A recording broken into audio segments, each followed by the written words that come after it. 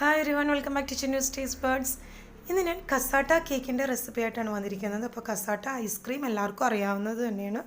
അതുപോലെ 3 ഫ്ലേവറിൽ വരുന്ന കേക്കാണ് കസാട്ട കേക്ക്. അപ്പോൾ അതിനു വേണ്ടി നമുക്ക് ആദ്യമേ 3 സ്പോഞ്ച് കേക്ക് തയ്യാറാക്കണം.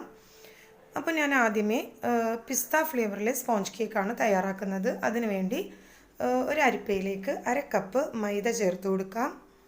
പിന്നെ ഒരു 1/2 teaspoon baking powder, 1/4 teaspoon baking സോഡാപ്പൊടി, നമ്മൾ സാധാരണ എടുക്കുന്ന സോഡാപ്പൊടി 1/4 ടീസ്പൂൺ. അപ്പോൾ ഇത് ഒരു സ്പോഞ്ച് കേക്കിൻ്റെ അളവാണ് ഈ എടുത്തിട്ടുള്ളത്.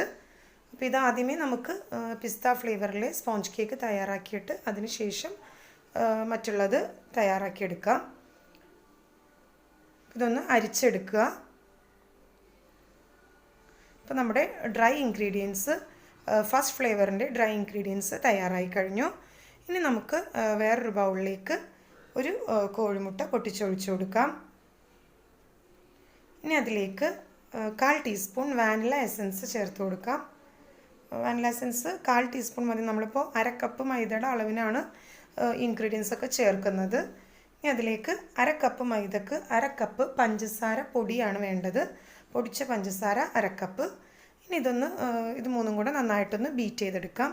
അപ്പോൾ പഞ്ചസാര ഇടുമ്പോൾ കുറേശ്ശെ ഇട്ടതിന് ശേഷം വേണം ബീറ്റ് ചെയ്ത് കൊടുക്കാനായിട്ട്.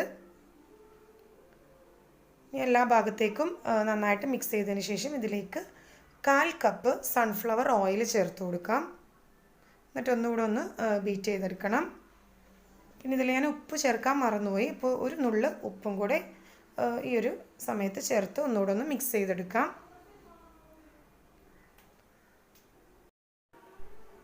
നമ്മുടെ എഗ്ഗ് നന്നായിട്ട് ബീറ്റായി വന്നിട്ടുണ്ട്. ഇനി ഇതിലേക്ക് ഡ്രൈ ഇൻഗ്രീഡിയൻസ് കുറേശ്ശെ ആഡ് ചെയ്ത് കൊടുക്കാം. നമ്മൾ നേരത്തെ അരിച്ചു മാറ്റി വെച്ചിട്ടുള്ള ഡ്രൈ ഇൻഗ്രീഡിയൻസ് കുറേശ്ശെ ചേർത്തതിന് ശേഷം നന്നായിട്ടൊന്ന് മിക്സ് ചെയ്തെടുക്കുക. അപ്പോൾ ഡ്രൈ ഇൻഗ്രീഡിയൻസ് ചേർക്കുമ്പോൾ ശ്രദ്ധിക്കേണ്ടതെന്ന് വെച്ചാൽ ഒരുപാട് ഓവർ മിക്സ് ചെയ്യരുത്. ജസ്റ്റ് ഒന്ന് എല്ലാ ഭാഗത്തേക്കും നന്നായിട്ടൊന്ന് മിക്സ് ചെയ്ത് കൊടുത്താൽ മതി.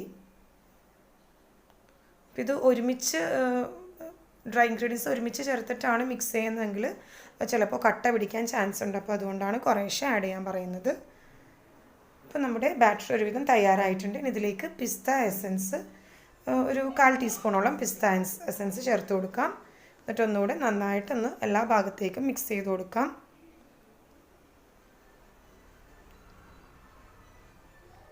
ഈ ഒരു പാകത്തിന് നമ്മുടെ ബാറ്റർ തയ്യാറായി കിട്ടണം. ഇനി നമ്മളിത് നോൺ സ്റ്റിക്ക് പാനിലാണ് കുക്ക് ചെയ്യാൻ പോകുന്നത്. അപ്പോൾ ആദ്യമേ ഒരു നോൺ സ്റ്റിക്ക് പാൻ ഒന്ന് ഓയിൽ ഗ്രീസ് ചെയ്തെടുത്തതിന് ശേഷം ഒരു ബട്ടർ പേപ്പർ ഒന്ന് അതിന് മുകളിൽ വെച്ച് കൊടുക്കാം. എന്നിട്ട് അതിന് മുകളിലേക്ക് നമ്മുടെ ബാറ്റർ ഒഴിച്ചു കൊടുക്കുക.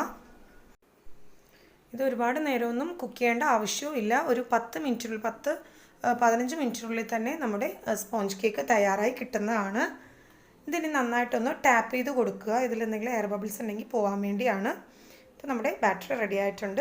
ഇനി ഒരു നോൺ സ്റ്റിക്ക് പാൻ അടുപ്പിൽ വെച്ച് നന്നായിട്ടൊന്ന് ചൂടായതിന് ശേഷം അതിന് മുകളിലേക്ക് വേണം നമ്മുടെ ഈ നോൺ സ്റ്റിക്ക് പാൻ വെച്ച് കൊടുക്കാനായിട്ട്. അപ്പോൾ അത് പ്രത്യേകം ശ്രദ്ധിക്കണം. ഈ പഴയ പാൻ ആദ്യമേ വെച്ചിരിക്കുന്നത് നന്നായിട്ട് ചൂടായതിന് ശേഷം ഒരു 12 മുതൽ 15 മിനിറ്റ് വരെ ഒന്ന് കുക്ക് ചെയ്തെടുക്കുക. 15 മിനിറ്റ് ഒന്നും ആവശ്യം ഉണ്ടാവില്ല. അതിന് മുമ്പ് തന്നെ നമ്മുടെ സ്പോഞ്ച് കേക്ക് തയ്യാറായിട്ടുണ്ട്. അപ്പോൾ ഒരു ടൂത്ത് പിക്ക് കൊണ്ടൊന്ന് കുത്തി നോക്കുക. കറക്റ്റ് പാകത്തിന് വെന്ത് വന്നിട്ടുണ്ട്. ഇനി ഇത് ഫ്ലെയിം ഓഫ് ചെയ്തതിന് ശേഷം ചൂടാറുന്നവരെ വെയിറ്റ് ചെയ്യാം. ഇനി നമുക്ക് അടുത്ത സ്പോഞ്ച് കേക്ക് തയ്യാറാക്കാം. അടുത്തത് സ്ട്രോബെറി ഫ്ലേവറാണ്. അപ്പോൾ അതിനുവേണ്ടി 1/2 കപ്പ് മൈദ, 1/2 teaspoon baking powder, 1/4 teaspoon baking soda ചേർത്ത് ഒന്ന് നന്നായിട്ടൊന്ന് അരിച്ചെടുക്കാം. അപ്പോൾ ഇത് നമ്മൾ നേരത്തെ പിസ്ത ഫ്ലേവർ ചെയ്ത അതേ മെത്തേഡിൽ തന്നെയാണ് സ്ട്രോബെറി ഫ്ലേവറും ചെയ്യുന്നത്. പിന്നെ എസൻസ് മാത്രം വ്യത്യാസമുള്ളൂ. ഇതിൽ സ്ട്രോബെറി എസൻസ് ചേർത്തിട്ടാണ് നമ്മൾ ചെയ്യുന്നത്. ഇനി ഒരു ബൗളിലേക്ക് ഒരു കോഴിമുട്ട പൊട്ടിച്ചൊഴിച്ചു കൊടുക്കാം. എന്നിട്ട് അതിലേക്ക് 1/4 ടീസ്പൂൺ വാനില എസൻസും ഒരു നുള്ള് ഉപ്പും കൂടെ ചേർത്ത് നന്നായിട്ടൊന്ന് ബീറ്റ് ചെയ്തെടുക്കാം. പിന്നെ 1/2 കപ്പ് പഞ്ചസാര പൊടിച്ചതും. പഞ്ചസാര പൊടി ഞാൻ നേരത്തെ പറഞ്ഞ പോലെ കുറേശ്ശെ ആഡ് ചെയ്തതിന് ശേഷം വേണം ബീറ്റ് ചെയ്യാനായിട്ട്. ഇനി അതിലേക്ക് 1/4 കപ്പ് സൺഫ്ലവർ ഓയിലും കൂടെ ചേർത്ത് കൊടുക്കാം. ഇനി നമ്മുടെ ഡ്രൈ ഇൻഗ്രീഡിയൻസും കൂടെ ചേർത്ത് നന്നായിട്ട് ഒന്ന് ഫോൾഡ് ചെയ്തെടുക്കാം. ബാറ്റർ തയ്യാറായതിനു ശേഷം അതിലേക്കൊരു 1/4 ടീസ്പൂൺ സ്ട്രോബെറി എസൻസും കൂടെ ചേർത്ത് കൊടുക്കാം. എന്നിട്ട് ഒന്നുകൂടെ ഒന്ന് മിക്സ് ചെയ്തെടുക്കാം. അപ്പോൾ നമ്മുടെ സ്ട്രോബെറി ഫ്ലേവർ സ്പോഞ്ച് കേക്കിൻ്റെ ബാറ്ററും തയ്യാറായിട്ടുണ്ട്. ഇനി അതും നേരത്തെ നമ്മൾ ചെയ്ത അതേ പാനിൽ തന്നെ ബട്ടർ പേപ്പർ ഇട്ട് കൊടുത്തതിന് ശേഷം ബാറ്റർ ഒഴിച്ചു കൊടുക്കുക. ഇനി അതൊന്ന് ടാപ്പ് ചെയ്തതിന് ശേഷം നമുക്ക് നേരത്തെ കുക്ക് ചെയ്ത പോലെ തന്നെ പ്രീ ഹീറ്റ് ചെയ്ത നോൺ സ്റ്റിക്ക് പാനിൽ വെച്ച് കുക്ക് ചെയ്തെടുക്കാം. ഒരു 15 മിനിറ്റ് വരെ കുക്ക് ചെയ്തെടുക്കാം. ഇത് രണ്ടും നമ്മൾ ഒരേപോലെ തന്നെയാണ്, പിസ്ത ഫ്ലേവറും സ്ട്രോബെറി ഫ്ലേവറും, ആകെ എസൻസ് മാത്രമേ വ്യത്യാസം വരുന്നുള്ളൂ. ഇപ്പോൾ 15 മിനിറ്റിന് ശേഷം നമ്മുടെ സ്ട്രോബെറി ഫ്ലേവർ സ്പോഞ്ച് കേക്കും തയ്യാറായിട്ടുണ്ട്. ഇനി നമുക്ക് അടുത്തത് ചോക്ലേറ്റ് ഫ്ലേവറാണ് ചെയ്യുന്നത്. അപ്പോൾ അതിന് വേണ്ടി 1/2 കപ്പ് മൈദ, 2 ടീസ്പൂൺ കൊക്കോ പൗഡർ. ഇത് നമ്മൾ ചോക്ലേറ്റ് ഫ്ലേവറാണ് ചെയ്യുന്നതെന്ന് പറഞ്ഞു, അപ്പോൾ അതുകൊണ്ട് 2 ടീസ്പൂൺ കൊക്കോ പൗഡർ വേണം ഇതിലേക്ക് ചേർത്ത് കൊടുക്കാനായിട്ട്. പിന്നെ നേരത്തെ ചെയ്ത പോലെ തന്നെ 1/4 ടീസ്പൂൺ ബേക്കിംഗ് സോഡയും 1/2 ടീസ്പൂൺ ബേക്കിംഗ് പൗഡറും കൂടെ ചേർത്ത് നന്നായിട്ട് ഇതൊന്ന് അരിച്ചെടുക്കാം. നമ്മുടെ ഡ്രൈ ഇൻഗ്രീഡിയൻസ് തയ്യാറായിട്ടുണ്ട്. ഇനി ഒരു ബൗളിലേക്ക് ഒരു കോഴിമുട്ട പൊട്ടിച്ചൊഴിച്ച് കൊടുക്കാം. പിന്നെ ഒരു 1/4 ടീസ്പൂൺ വാനില എസൻസ്, ഒരു നുള്ള് ഉപ്പും കൂടെ ചേർത്ത് നന്നായിട്ട് ഇതൊന്ന് പഞ്ചസാര പൊടിച്ചതും കൂടെ ചേർത്ത് ഇതൊന്ന് ബീറ്റ് ചെയ്തെടുക്കാം.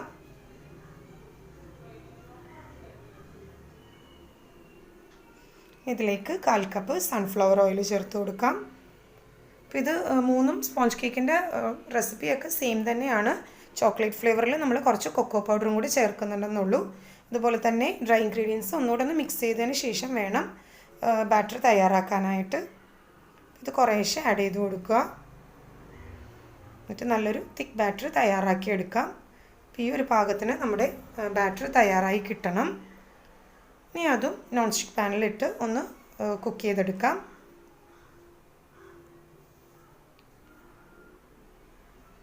അപ്പോൾ ഇത് മൂന്നും ശ്രദ്ധിക്കേണ്ട കാര്യം എന്ന് വെച്ചാൽ ചൂടാറിയതിന് ശേഷം വേണം നോൺ സ്റ്റിക്ക് പാനിൽ നിന്ന് കേക്ക് പുറത്തേക്ക് എടുക്കാനായിട്ട്.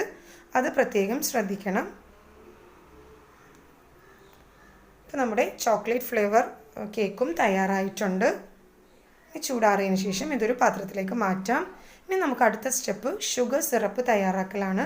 അപ്പോൾ ഒരു പാത്രത്തിലേക്ക് 1 കപ്പ് പഞ്ചസാര, അതിലേക്ക് 1 കപ്പ് വെള്ളം ചേർത്ത് ഒന്ന് നന്നായിട്ടൊന്ന് തിളപ്പിച്ചെടുക്കണം.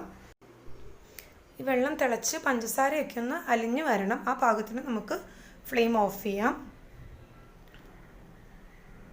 നമ്മുടെ ഷുഗർ സിറപ്പ് തയ്യാറായിട്ടുണ്ട്. ഫ്ലെയിം ഓഫ് ചെയ്തതിന് ശേഷം ചൂടാറുന്നവരെ വെയിറ്റ് ചെയ്യാം. ഇനി നമുക്ക് വിപ്പിംഗ് ക്രീം തയ്യാറാക്കാം. അതിനുവേണ്ടി ഒരു ബൗളിലേക്ക് 1 കപ്പ് വിപ്പിംഗ് ക്രീം ചേർത്ത് കൊടുക്കാം. എന്നിട്ട് ഇത് നന്നായിട്ടൊന്ന് ബീറ്റ് ചെയ്തെടുക്കണം.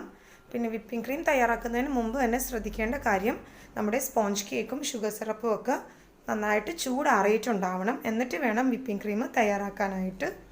അപ്പോൾ എൻ്റെ കേക്ക് ഇവിടെ ചൂടാറിയതിന് ശേഷമാണ് ഞാൻ വിപ്പിംഗ് ക്രീം ബീറ്റ് ചെയ്തെടുത്തിട്ടുള്ളത്. ഈ പാകത്തിന് വിപ്പിംഗ് ക്രീം ബീറ്റ് ചെയ്തെടുക്കാൻ ശ്രദ്ധിക്കണം. ഇനി നമുക്ക് ഒരു പാത്രം മറിച്ച് വെച്ചിട്ട് അതിന് മുകളിലേക്ക് ഒരു പ്ലേറ്റ് വെക്കുക. എന്നിട്ട് അതിന് മുകളിലേക്ക് കേക്ക് ബോർഡ് വെക്കാം. ഇപ്പോൾ ടേൺ ടേബിൾ ഇല്ലാതെ തന്നെ കേക്ക് ഡെക്കറേറ്റ് ചെയ്യാൻ വേണ്ടിയാണ് ഇങ്ങനെ ചെയ്യുന്നത്. ഇനി അതിന് മുകളിലേക്ക് കുറച്ച് വിപ്പിംഗ് ക്രീം വെച്ച് കൊടുക്കാം. നമ്മുടെ കേക്ക് സ്റ്റിഫായിട്ടിരിക്കാൻ വേണ്ടിയാണ്, തെന്നിപ്പോവാതെ സ്റ്റിഫായിട്ടിരിക്കാനാണ് വിപ്പിംഗ് ക്രീം തേക്കുന്നത്. ഇനി അതിന് മുകളിലേക്ക് നമ്മുടെ ഫസ്റ്റ് ലെയറായ പിസ്ത ഫ്ലേവർ സ്പോഞ്ച് കേക്ക് വെച്ച് കൊടുക്കാം. ഇനി അതിന് മുകളിൽ കുറച്ച് ഷുഗർ സിറപ്പ് ഒഴിക്കണം. അപ്പോൾ ഞാൻ കുറച്ച് ഷുഗർ സിറപ്പ് എടുത്ത് അതിൽ കുറച്ച് പിസ്ത എസൻസും കൂടെ ചേർത്ത് മിക്സ് ചെയ്തിട്ടാണ് കേക്കിന് മുകളിലേക്ക് ഒഴിക്കുന്നത്. അപ്പോൾ ഇത് ഞാൻ നേരത്തെ പറഞ്ഞ പോലെ തന്നെ കേക്കും നമ്മുടെ സിറപ്പും എല്ലാം നന്നായിട്ട് തണുത്തിട്ട് വേണം ഈ പ്രോസസ്സ് ചെയ്യാനായിട്ട്. ഇതിന് മുകളിലേക്ക് വിപ്പിംഗ് ക്രീം എല്ലാ ഭാഗത്തേക്കും ഒന്ന് സ്പ്രെഡ് ചെയ്ത് കൊടുക്കാം. ഒരു പൈപ്പിംഗ് ബാഗിൽ വെച്ചിട്ട് ഇങ്ങനെ ചെയ്യുകയാണെങ്കിൽ എളുപ്പം തന്നെ എല്ലാ ഭാഗത്തേക്കും വിപ്പിംഗ് ക്രീം സ്പ്രെഡ് ചെയ്ത് കിട്ടും. ഇതൊന്ന് സെറ്റ് ചെയ്ത് എല്ലാ ഭാഗത്തേക്കും സ്പ്രെഡ് ചെയ്ത് കൊടുക്കാം. ഇത് ഒരുപാട് ഷേപ്പൊന്നും ആക്കേണ്ട ആവശ്യമില്ല, കാര്യം ഇതിന് മുകളിൽ നമ്മുടെ അടുത്ത ലെയർ വെക്കേണ്ടതാണ്. അടുത്തതായിട്ട് നമ്മുടെ സ്ട്രോബെറി കേക്ക് ഇതിന് മുകളിലേക്ക് വെച്ച് കൊടുക്കാം. എന്നിട്ട് കുറച്ച് ഷുഗർ സിറപ്പിൽ സ്ട്രോബെറി എസൻസും കൂടെ ചേർത്ത് ഒന്ന് മിക്സ് ചെയ്ത് എല്ലാ ഭാഗത്തേക്കും ഷുഗർ സിറപ്പ് ഒഴിച്ചു കൊടുക്കാം. ഷുഗർ സിറപ്പ് എല്ലാ ഭാഗത്തും കേക്കിൻ്റെ എല്ലാ ഭാഗത്തേക്കും സ്പ്രെഡ് ചെയ്ത് കൊടുക്കാൻ ശ്രദ്ധിക്കണം. എന്നിട്ട് ഇത് ഫ്രിഡ്ജിൽ വെച്ചൊന്ന് സെറ്റ് ചെയ്തെടുത്താലേ കുറച്ചുകൂടെ നല്ല ടേസ്റ്റി ആയിരിക്കുള്ളൂ നമ്മുടെ കേക്ക്. ഇനി അതിന് മുകളിലേക്ക് വിപ്പിംഗ് ക്രീം വെച്ച് കൊടുക്കാം.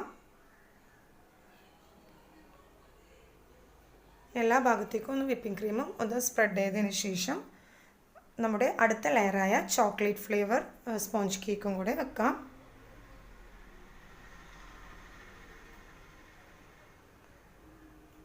ഇതിന് മുകളിലേക്ക് ബാക്കിയുള്ള ഷുഗർ സിറപ്പും ചേർത്ത് കൊടുക്കാം. ഇതിപ്പോൾ ഞാൻ പ്ലെയിൻ ഷുഗർ സിറപ്പ് തന്നെയാണ് ചോക്ലേറ്റ് സ്പോഞ്ച് കേക്കിൽ ആഡ് ചെയ്യുന്നത്. അതിന് മുകളിൽ വീണ്ടും വിപ്പിംഗ് ക്രീം വെച്ച് കൊടുക്കാം. വിപ്പിംഗ് ക്രീം എല്ലാ ഭാഗത്തേക്കും സ്പ്രെഡ് ചെയ്തതിന് ശേഷം ഒരു അരമണിക്കൂറെങ്കിലും നമ്മുടെ കേക്ക് ഒന്ന് ഫ്രിഡ്ജിൽ സെറ്റ് ചെയ്യാൻ വേണ്ടി വെക്കണം, ഫ്രീസറിൽ വെക്കരുത്. എന്നിട്ട് ഇനി ആ സമയത്തിന് നമുക്ക് ഗനാഷ് തയ്യാറാക്കാം. അപ്പോൾ അതിനുവേണ്ടി ഒരു പാത്രത്തിലേക്ക് 1 കപ്പ് വിപ്പിംഗ് ക്രീം ചേർത്ത് കൊടുക്കാം. അപ്പോൾ വിപ്പിംഗ് ക്രീം അല്ലെങ്കിലും ഫ്രഷ് ക്രീം ആണെങ്കിലും ചേർത്താലും മതി. ഇനി അതിലേക്ക് 2 ടീസ്പൂൺ കൊക്കോ പൗഡർ ചേർത്ത് കൊടുക്കാം. ഞാനിവിടെ മിൽക്ക് കോമ്പൗണ്ടാണ് എടുക്കുന്നത്, അപ്പോൾ അതുകൊണ്ടാണ് കൊക്കോ പൗഡർ ചേർക്കുന്നത്. എൻ്റെ കയ്യിൽ ഡാർക്ക് ചോക്ലേറ്റ് ഇല്ലായിരുന്നു. അപ്പോൾ ഈ കൊക്കോ പൗഡർ ചേർത്ത് എല്ലാ ഭാഗത്തേക്കും നന്നായിട്ടൊന്ന് മിക്സ് ചെയ്ത് കൊടുക്കുക. മിൽക്ക് കോമ്പൗണ്ട് ആകുമ്പോൾ കുറച്ച് കളറ് കുറവായിരിക്കുള്ളൂ. ഈ കൊക്കോ പൗഡറും കൂടി ചേർക്കുമ്പോൾ നല്ല കളറായിട്ട് കിട്ടും. ഇനി ഇതിലേക്ക് നമുക്ക് 1 കപ്പ് ചോക്ലേറ്റ് കോമ്പൗണ്ടും കൂടെ ചേർത്ത് കൊടുക്കാം. എന്നിട്ട് ഇനി എല്ലാ ഭാഗത്തേക്കും നന്നായിട്ട് മിക്സ് ചെയ്തെടുക്കണം. ഞാൻ നേരത്തെ പറഞ്ഞ പോലെ തന്നെ ഡാർക്ക് ചോക്ലേറ്റ് ആണ് നിങ്ങൾ എടുക്കുന്നതെങ്കിൽ ഈ കൊക്കോ പൗഡർ നമുക്ക് അവോയ്ഡ് ചെയ്യാവുന്നതേ ഉള്ളൂ. അപ്പോൾ 1 കപ്പ് വിപ്പിംഗ് ക്രീമിന് 1 കപ്പ് ചോക്ലേറ്റ് കോമ്പൗണ്ട് എന്ന അളവിൽ വേണം എടുക്കാനായിട്ട്. ഇതിനി നന്നായിട്ട് മിക്സ് ചെയ്ത് കൊടുക്കുക. ഈ ഒരു പാകത്തിന് നമുക്ക് തയ്യാറാക്കി എടുക്കണം ഗനാഷ്. പിന്നെ നമുക്ക് റെഡി ആയിട്ടുണ്ട്. ഇനി നമുക്ക് ഫ്ലെയിം ഓഫ് ചെയ്യാം. എന്നിട്ട് ഇതൊന്ന് ചൂടാറുന്നത് വരെ വെയിറ്റ് ചെയ്യണം.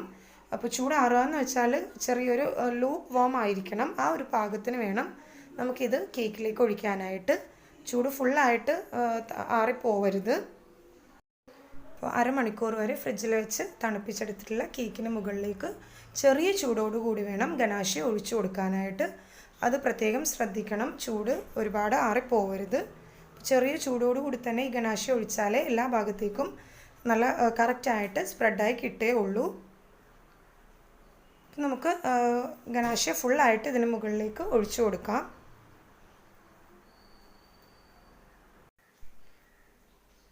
ഗനാഷ് എല്ലാ ഭാഗത്തേക്കും നന്നായിട്ട് സ്പ്രെഡായി വന്നിട്ടുണ്ട്.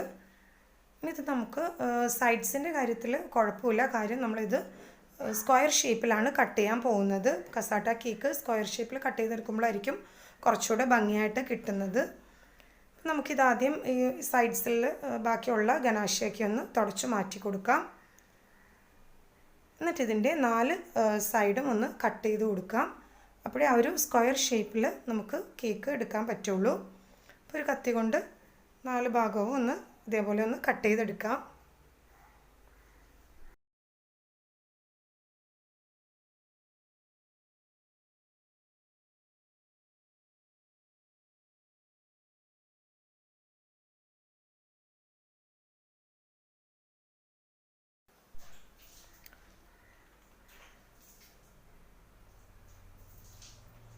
ഇത് നല്ല സ്ക്വയർ ഷേപ്പിൽ കട്ട് ചെയ്തെടുത്തിട്ടുണ്ട്. ഇനി നമുക്കിത് വേറൊരു പ്ലേറ്റിലേക്ക് മാറ്റി വെക്കാം. നമ്മുടെ കസാട്ട കേക്ക് തയ്യാറായി കഴിഞ്ഞു. ഇത് മുകളിൽ കുറച്ച് ചെറിയും കൂടെ വെച്ച് ഇതൊന്ന് ഡെക്കറേറ്റ് ചെയ്തെടുക്കാം. അപ്പോൾ എല്ലാവരും ട്രൈ ചെയ്ത് നോക്കണം. റെസിപ്പി ഇഷ്ടമായെങ്കിൽ ലൈക്ക് ചെയ്യാനും ഷെയർ ചെയ്യാനും സബ്സ്ക്രൈബ് ചെയ്യാനും മറക്കരുത്. Thanks for watching my channel.